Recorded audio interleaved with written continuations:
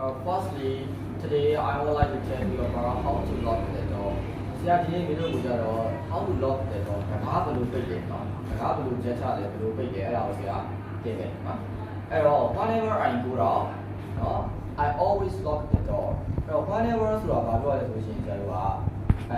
အချိန်တိုင်းပြောတာပေါ့เนาะ whenever I go out ဆိုတော့ကျွန်တော်အပြင်သွားတဲ့အချိန်တိုင်းမှာ I always lock the door ကျွန်တော်ဒါကို lock ခဲ့တယ်ပေါ့เนาะဒါကို lock ခဲ့တယ် Firstly I close the door ဒီတော့ဘာလို့တကားကိုကျွန်တော်ပိတ်လိုက်တယ်ပေါ့နော်တကားကိုလုပ်လိုက်တယ်ပိတ်လိုက်တယ် I fasten the door latch အဲ့မှာ FASTE and fasten ဆိုတာကကြတော့နော်ဒီချက်ချတာပေါ့ the door latch DOO က door LATC latch ကကြတော့ဆိုတာ door latch ဆိုတာတကားမှာရှိတဲ့ဒီမင်းတုံးပေါ့နော်မင်းတုံးကိုချက်တယ်ဒီပြန်မှာတကားချက်တယ်အဲ့ဒီတကားချက်တယ်ဆိုတော့ဘာလို့တော့ချလိုက်တယ်ဒါချလိုက်တယ်ပေါ့တကားချက်တယ်ချလိုက်တယ်ပြီးရှင်ဆရာက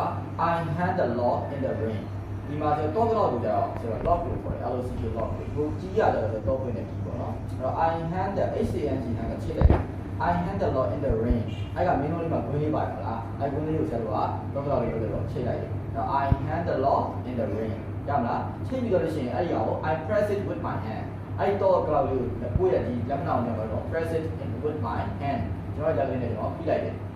အဲ့လိုရတော့ jet ဘတ်ဆိုတော့အဲ့တော့ကြာတော့အဲ့လိုရှိရင် I shake it to make sure တေချာအောင်လို့ကျွန်တော်အဲ့တော်လေးဘာလို့ဒီလိုလုပ်ကြည့်လိုက်မယ် in this way I lock the door ဘယ်လိုလဲရမလားဆရာအစားဆုံးတစ်ခေါက်ဖြည်းဖြည်းချင်းပြောလို့ရမယ်နားတော့ဟုတ်နော် whenever I go out no whenever I go out I always lock the door firstly I close the door no I fasten the door latch I hand the lock in the ring I press it with my hand I shake it to make sure in this way I lock the door ရလား